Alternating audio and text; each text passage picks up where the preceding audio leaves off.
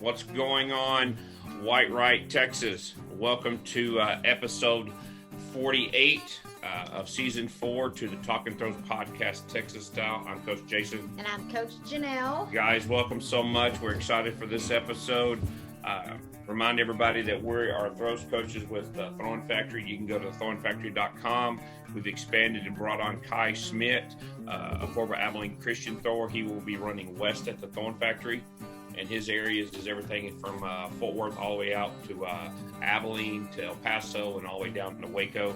And then Coach Jarvis is still running east to the Thorn Factory, trying to get his team together. So if you have any questions, you can go to thornfactory.com and find their contact information and reach out to them, and they'll get back to you as soon as possible.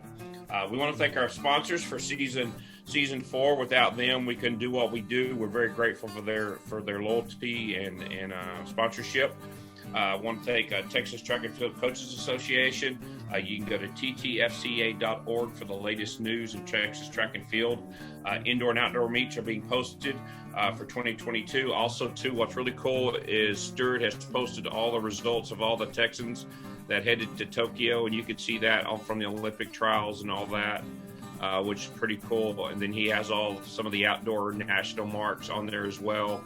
And there's even a couple of job postings on there as well. UT Tyler is actually looking for a volunteer throws coach. So go check that out. Fourthrows.com, quality implements price right. Go to fourthrows.com, use the code TalkingThrows20 to get 20% off. Right now, they have a training iron shot put red turned for $18. Also, right now, you can get a steel training hammer for $82. And they have little packages for like training javelins and shot and disc packages, maybe for your beginners or for junior high teams. So go to fourthrows.com, use the code TalkingThrows20 to get 20% off. Also, porta-circle.com, making throwing more accessible. Go to porta-circle.com to place your order. Use the code TalkingThrows20.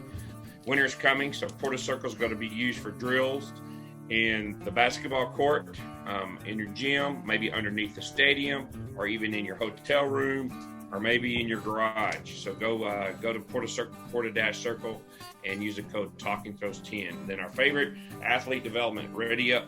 Athletic Development offers team consulting, semi-private, private strength and conditioning in the greater Austin area. You can contact Zach Phillips at 512-507-8347, or you can contact him at readyup.com or follow him on Instagram and Facebook. And then finally, a new sponsor for us for season 4, Fiber Sports Discus. Welcome to the new way to get the distance. Fiber Sports Discus is taking the guesswork out of the discus selection. It's just not about the rim weight. It's a tongue tie. You can contact Bruce Caldwell at 817-819-1472. I think Bruce is expecting his first shipment here in the next 2 to 3 weeks, and then we're going to get those out to the distributors. And I think they'll be ready by September 1. So be on the lookout for that. So we want to thank Bruce for jumping on board with us. To remember, you can go to check out Fiber Sports Discus. We've used them. Great implements, especially the Boy 1.6 and the 2K. All right. On episode 48, this young lady was the 2021 Division II National Champion in the shot put with a 58.85. In the discus, she hit 175.6. She also placed 6th in the hammer. She has a college PR of 184.11 in the discus, and in the shot put, she has a 58.1. Also in 2021, she was a Lone Star Conference Female Field Athlete of the Year and the Division II Female Field Athlete of the Year. That's a tongue tie. In high school at Whitewright High, she was a 3-time state champion for 3A Whitewright High School. She had a high school PR of 46.5 in the shot put, and then the discus a PR of 175.1. She also placed 2nd in the state in shot put her sophomore year, and had a very successful high school throwing career, especially throwing that 175.1, I think, which might rank 2nd or 3rd all time in the state of Texas. So please welcome to the Talking Throws podcast, Texas style, from Whitewright, Texas, Zada Swoopes. Most definitely. All right, well, we'll get started. Janelle will have the first question. All right. Zada, tell us, how did you get started throwing back in Whitewright, Texas? So the way that I got started was just simply trying out. just trying out for middle school track and field. And mom was like, why don't you try shot put in discus? And I was like, why not? And ever since then, I've just loved it. Did you play any other sports? I played volleyball, basketball. I did softball. I did everything. Oh, wow. How would you describe yourself as a seventh grade thrower? Were you above average, elite, below average? I would consider myself an elite athlete, even at a young age. Like I've always grasped the concept of throwing very quickly and understand the dynamics. And just as I got older and understanding the deeper parts of the technique and understanding how things were supposed to look compared to how they're not supposed to look, I just grasped that real quickly. Oh, wow. So you weren't the normal seventh grader that was out there shuffling warming oh, up no, like no, this no, 10 no. times back and forth and back and forth and back and forth and then throwing it like you're a wind-up doll? Oh, no. Oh, good. Did you have a coach that kind of saw your athletic ability and just kind of took the small steps with you initially? I did. I had a coach that was in high school, but then like as soon as I got in high school, he left that year to go to Dallas. And so it was pretty much me and my mom. And then like every year we'd get a new coach. And so we'd just like look up YouTube videos or text my old coach and see like what technique I needed to use to improve. Oh, wow. Okay. Yeah. Now you come from a very athletic family, right? Tell us a little bit about that. So I got my cousin, Cheryl Swoopes, world-renowned WNBA player. I did not make that connection. Sorry, I interrupted you. I know he's going to be mad at me. I played at South Plains Junior College the year after Cheryl did. So actually, when I went on my recruiting visit, I talked to her and I'm very familiar with who she is. She ruined our sophomore night because they retired. But no, it was a good thing. It was a good thing, but I never made that connection. Well, awesome. Mm-hmm. And and then I got my brother. He just recently decided to stop doing the NFL, but he is a former NFL player. Awesome. My mom and my dad, they both played collegiate sports. My mom played college basketball at Tarleton, and my dad played football at Tarleton, and that's how they met. Awesome. And then I have my cousins. I had one cousin. He played overseas for basketball. Okay. And he played in college. And then I have another cousin that graduated from Long Beach State playing basketball. Wow. So at an early age in that 7th and 8th grade, was there a lot of pressure to succeed early in athletics? There probably wasn't, but I put a lot of pressure on myself to do well because, just having my family watch me and wanting to live up to the expectations of just being great. And so I just put a lot of pressure on myself. Wow. Okay. So fast forward through 7th, 8th grade, you get your freshman year. I believe you played basketball as well. How was that transition from junior high sports into high school sports? It wasn't as hard as I thought it would be because our high school coach was always there watching us, and we would always run the same offense as the high school did. And so it was a pretty good transition going from middle school to high school. And unfortunately, my freshman and sophomore year, I tore my ACL both of those times. Oh, wow. And so same knee. Oh, wow. And so my freshman year, I wasn't able to compete in track, but my sophomore year, I was able to compete. And that year I won state for the first time. Backing up a little bit, how was your rehab going through that? Was it difficult, but you had this end goal to kind of motivate you? In the first couple of months, it was very difficult because, me being an active person, it was very hard for me just to sit back and not be able to do anything and just watch from the sidelines and help with the coaching and stuff like that. But then once I started to realize, hey, it's a process, I got to, take it day by day and understand what they're doing is for the betterment of my knee. And so I finally started to just accept that, I'll be back in the time that is willing to be back. Yeah. Wow. Wow. So you come back. So do you play basketball your sophomore year, or do you stop that and wait for track season? So I played basketball. I didn't play basketball my sophomore year, but I made it back in enough time my sophomore year to do track. Okay. And that was really all I was really pushing for. Did you said something about playing softball. Did you do that all 4 years of high school? I did.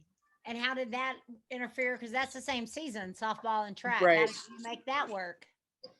It was tedious, but the coaches understood like when I would have track practice, and as soon as I got through throwing, I would go straight to softball practice. Oh, wow. And it was just that, that continuous schedule until the season was over, until either softball or track season was over.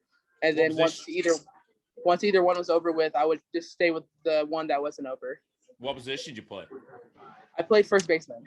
Oh, really? Okay. Yeah. Were you a home run hitter? Did you point to deep center, knock it over the wall? I did. I have hit quite a few home runs. Good for you. Nice. So I love that you were a multi-sport athlete all through high school. Yeah, that's awesome. Oh, yes. And that's the cool thing about being in a small 3A school like Whitewright. You got to play everything. Right. And you get to start everything too if you're a great athlete. Mm-hmm. Yeah, for sure. So your sophomore year, you make it all the way to state. In the shot and the disc. The shot put you get second. The discus you throw 135 11. Mm-hmm. So I'm curious. 2-part question. Okay. How were you able to skip your freshman year and miss out on that technical work and to pop a big throw of like 135 your sophomore year? And then how would you evaluate your technical aptitude for throwing at that level? So going to the first part, the hard part about that was really taking the time to put in the work and understand the technique as much as I can at that age, and just really trying to get the goals of where I want to be for that year. Gotcha. But not pushing myself too far to where I hurt myself again. Gotcha. And so going on to looking back and looking at my technique was awful. Like compared to now, it was awful. But for that time, I think I did a pretty good job of doing what my coaches wanted me to do, considering that I had different coaches each year. Yeah. Yeah. You were pretty consistent. I'm looking at your marks on athletic.net. District, you were 130. Regionals, you were 133. State, 135. Man, that was impressive. Yeah. I say just mom, because my mom was also my coach. And so she would take videos of me throwing and send it to the coach that was there. And he would just tell me things that I needed to do and fix. And yeah, so good thing that his name was Coach Corbin. He really helped me with the journey of being to where I am today. Wow. So once you won that state title, were you thinking about, okay, this is something I want to do in college? And were you starting to get some interest after you went in that state meet? So going into like freshman, sophomore year, I was like, yeah, I was good at it. But, I was like, oh, I'm even better at basketball. So I was like, I want to go for basketball. And then, I started talking to my mom about it as we got closer to like college offers and all that kind of stuff. She's like, you need to go for a dual scholarship because you're good at both. So why not, go for both? Cool. Okay. Awesome. So you win that. So you're cleared out of the knee injury. So you come back your junior year and play basketball, right? Uh-huh. All right. How was that? And I'm curious too, do you during that time were you doing throwing year round? Like we've talked to some people where they would go out on Saturdays and on Sundays, during the off season after football and throw. Did you take that approach as well? Getting more into like my senior year I did, but like my junior year, I competed in the Junior Olympics AAU. Oh, did you? Okay. And I won that one. I think I won that at the age of 15. Wow. Nice. So that was a big accomplishment. And then after, I didn't really do anything my junior year, but going into my senior year, I really started focusing more on like throwing and basketball. Really? Okay. So just for the record, you just said you didn't really do anything your 11th grade year and you threw 45 feet. Yeah. Okay. So, Now, I'm curious, and we haven't talked much about your shot put. Were you a glider at this time, or were you rotational shot put with your knee? How did that work? Oh, I've been a rotational thrower ever since I've started. I've tried to Really? glide. Yeah, I've tried to seventh glide, but grade too? yes. Oh, wow. Never just never thought. I've never caught the concept of gliding. Wow. Was Awesome. that something that your mother just said, hey, we're going to start rotationally with you? Well, we tried both, and I felt more comfortable in rotational. Okay. Good. Oh, wow. Okay. Wow. I did not know that. And I'm sure that was probably a little bit less pressure on your knee as well. Was it your right knee that you had the surgeries on? It was my left. Oh, your left knee. Okay. Oh, but so that right there proves you were an elite athlete at seventh grade. Yeah. You're probably the only seventh grader rotating in the shot put. Yeah. So you have the mediocre year of your junior year. You only throw 45 feet rotationally. Right. Did you make it to state? I did make it to state my junior year. You So I did? made it to state in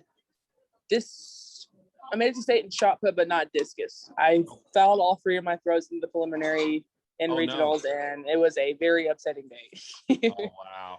Well, Yeah. And that's a great segue. How is your mental approach for a thrower compared to what it was now or then to now? How did you approach throwing mentally? I've made a little adjustments coming from when I first started to now.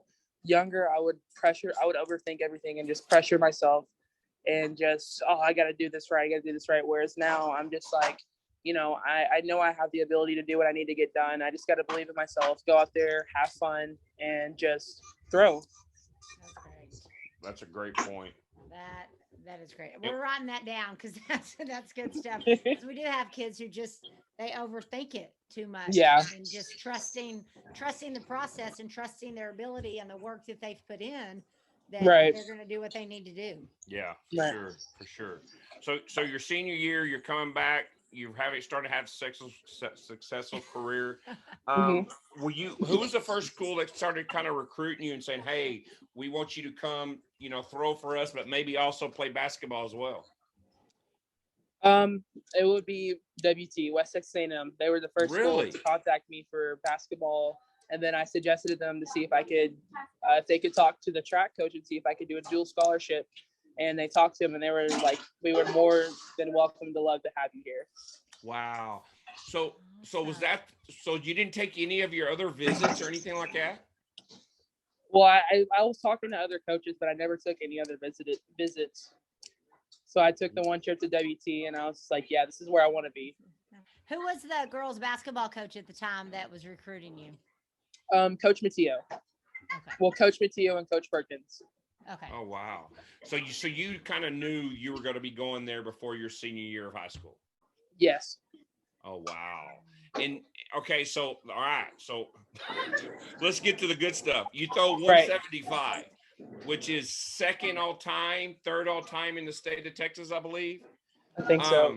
Something like that. It's still 170. Yeah, which would probably actually that would be the farthest throw in the country this year as well.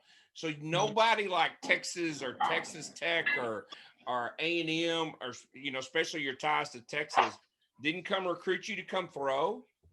Stanford did. Okay. Yeah, it was a tough decision between Stanford and WT. Oh, wow. Okay, I'm sure it was. I'm sure. Yeah. So how did you progress from your sophomore year of throwing 135 to almost a 40 feet improvement in distance? Honestly, just getting a lot of hard work in and really concentrating on track since I decided that I wanted to do track as well. And then looking up videos on my own and just understanding the technique better as I got older and trying to do similar movements as they did, like successful throwers like Michelle Carter. Okay. What's her name? That got second at the Olympics this year from the U.S. In the discus? in the shot put. Oh, Raven Saunders. Yes, her too. And just like looking at throwers like that, just seeing what types of movements they do and understanding that. And that's just pretty much all that I did. Wow. So is there somebody on the discus side that you kind of looked at, as following on, looking up social media or anything like that? Valerie Allman. Wow. Yeah. That was, I actually remember seeing you throw in high school your senior year, and it was quite impressive to see you throw and how far you threw. So you won this, you finally won the shot in the discus. Do you favor one over the other?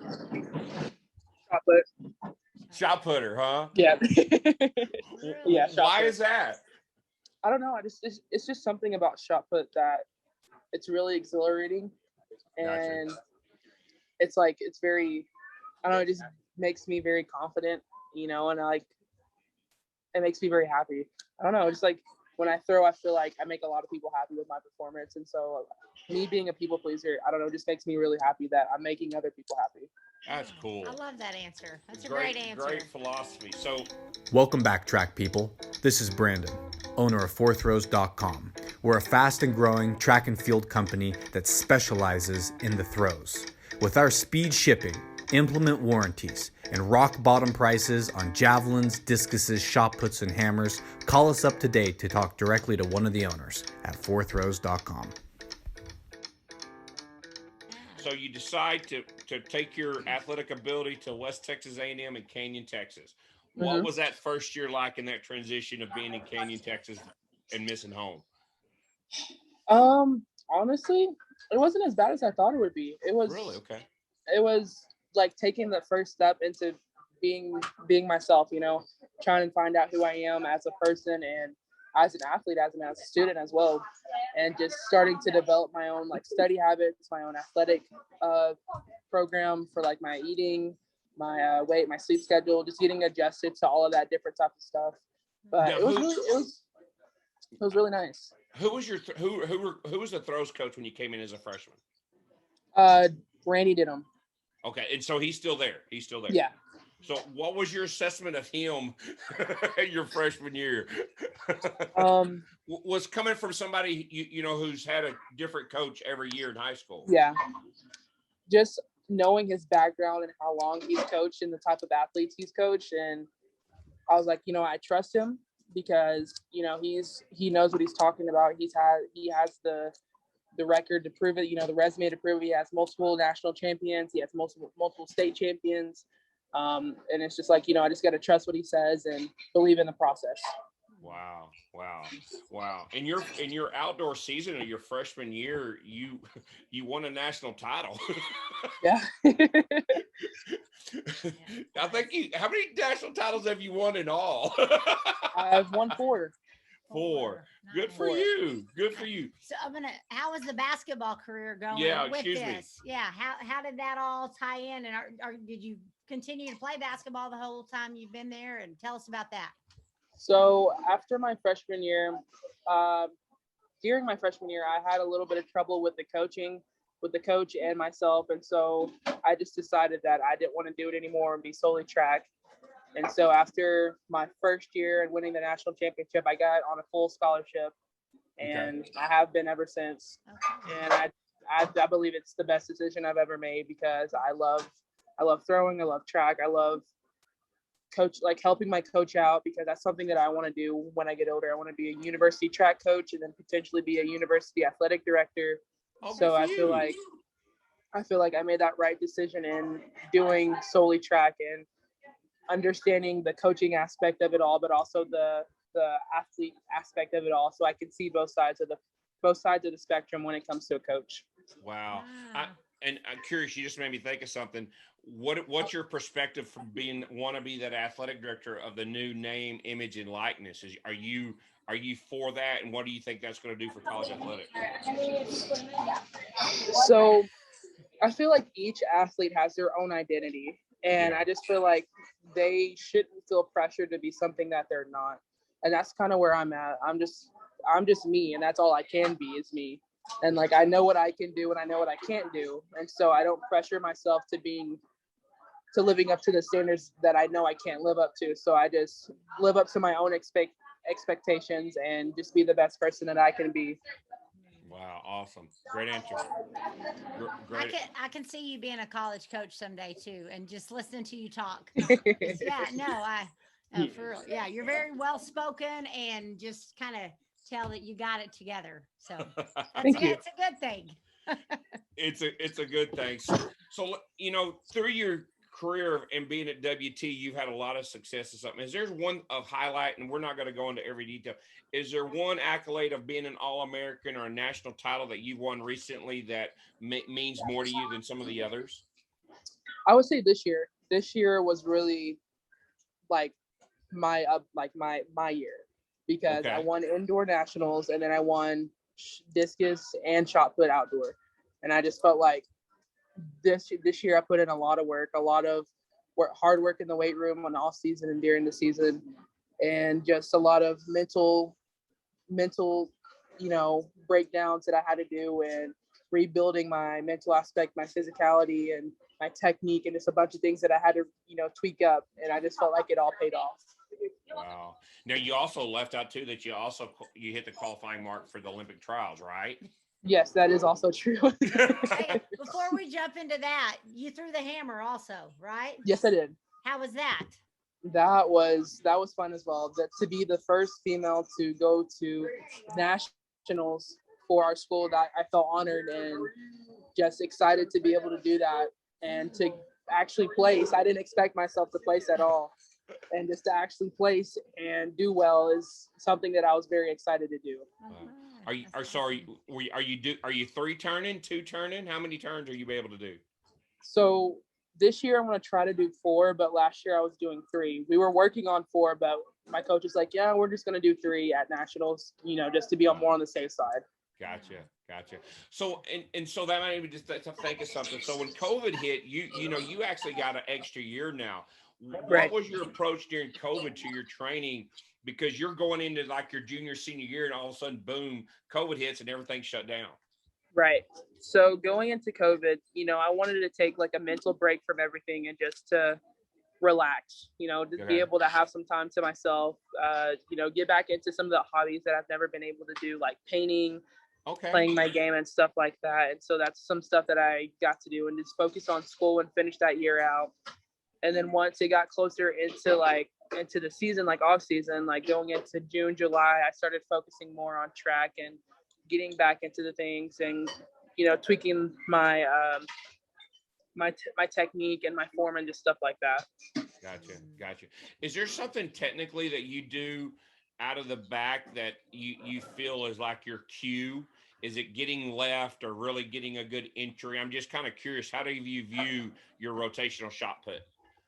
So for me, my number one thing is always getting over my left, always getting all of my weight on my left side of my body. So if I don't do that, everything will be thrown off. Okay. If I don't get my shift out the back, that's the one thing that will throw everything off. Gotcha.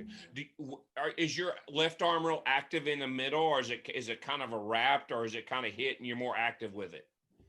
So going into the middle, my left arm is more used as a guide. Gotcha. So as soon as I see that right sector, I place my arm there and I curl myself into it. And then coming into the front, that's when it becomes really active and I get that punch out of it. Wow. Good for you. And your rotational shot put technique is very good. It's high level elites, Yeah. It's very high level elites for sure. So getting back to Olympic trials, did you participate in the trials or not go?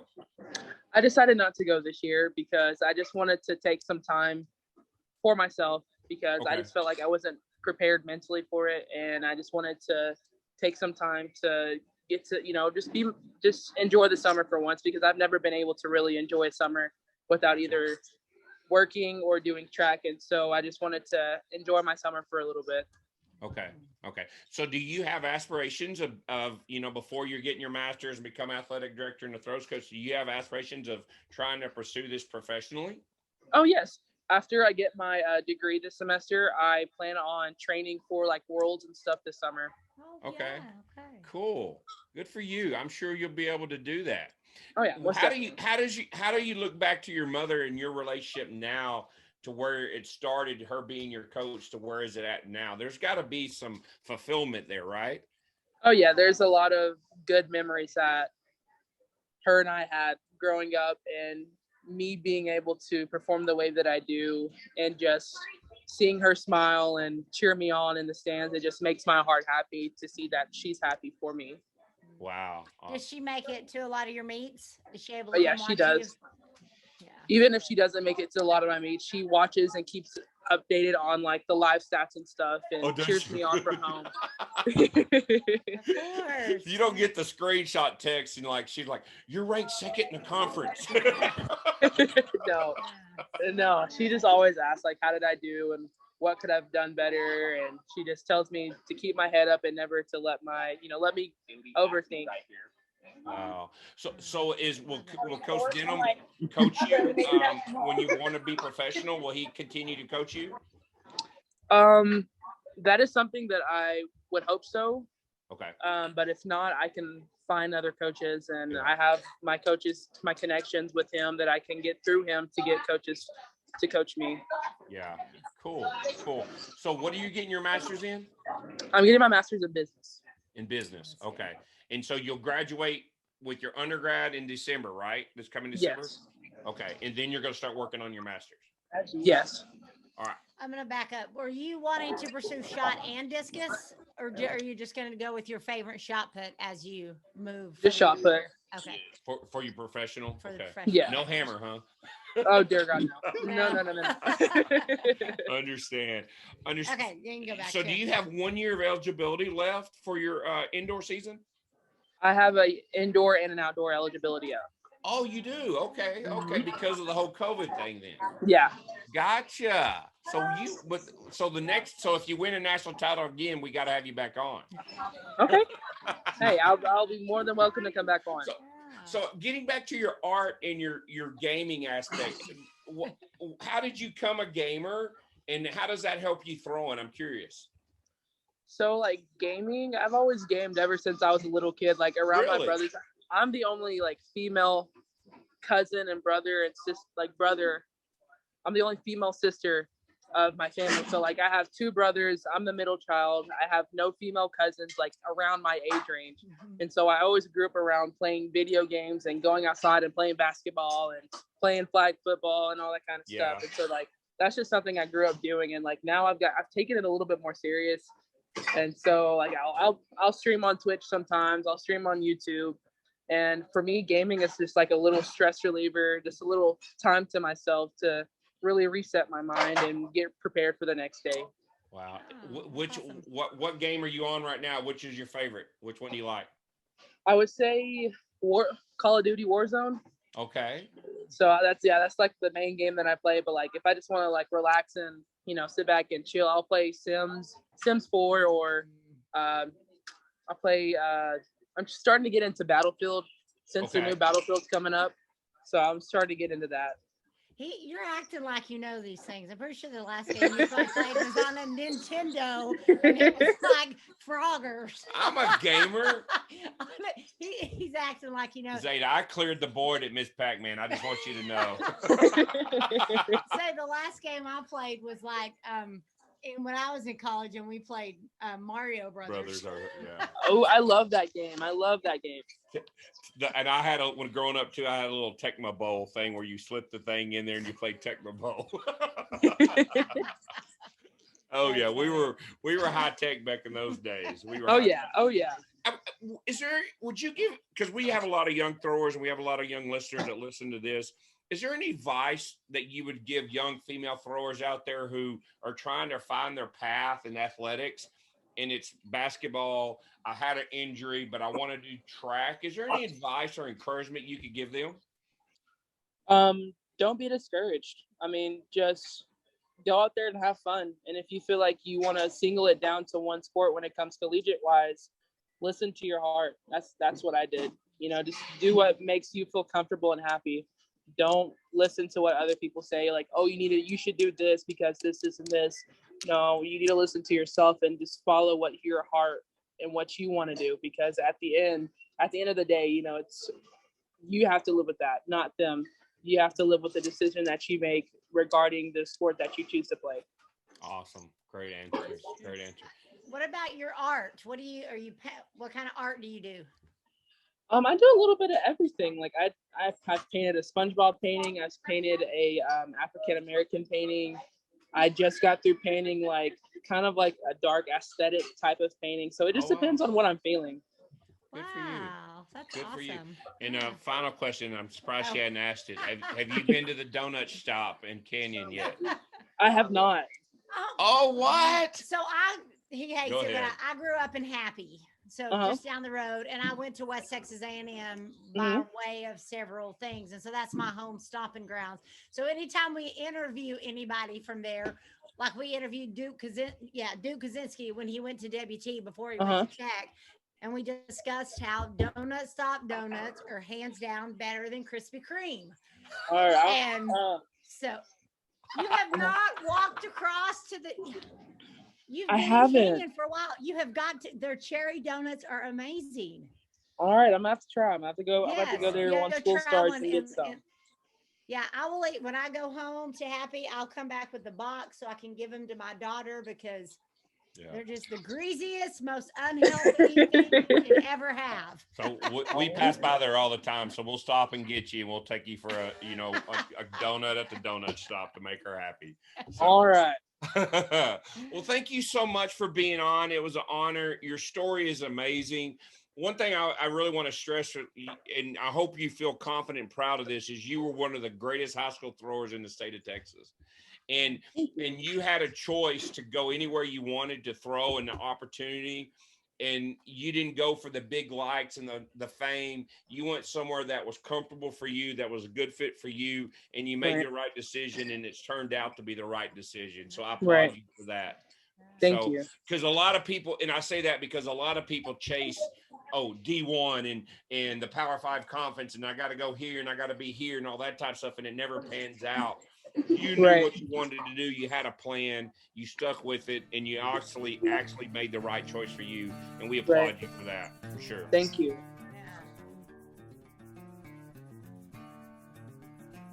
We would like to thank Zada for being on. Just a great bubbly person. She would be somebody you want to hang out with and watch and root for in the coming track seasons. But just believe in yourself. I think that's a great how would you say it? Attribute. Yeah. I love that she said that she likes shot put because it makes her happy. So I think probably watching her throw, that gives her joy, and makes her happy. So I cannot wait to see what she does this year. And then as she moves forward into her professional career. Yeah. Because you qualify for the Olympic trials, chooses not to, which is, probably the best decision. And then it's just taking advantage of COVID to improve herself so that she can make that jump. And how many 20-year-olds, 21-year-olds would have enough wisdom to turn that opportunity down? How many would just go into Olympic trials and like, I'm going to do this, and she has enough wisdom and self-awareness in herself to say, all right, I just need a little time off right now to get ready for my indoor season coming in my senior year and then in my outdoor season. She didn't rush to be in the limelight or anything like that. And I think that's why she's so well-rounded. Yeah. And I love the fact too that she has a different purpose outside of the throwing, being in, the gamer, which is a totally different world. Yeah. But then also too, there's artistic side of her that you could tell that she has a real passion for, and she has really good balance in her life.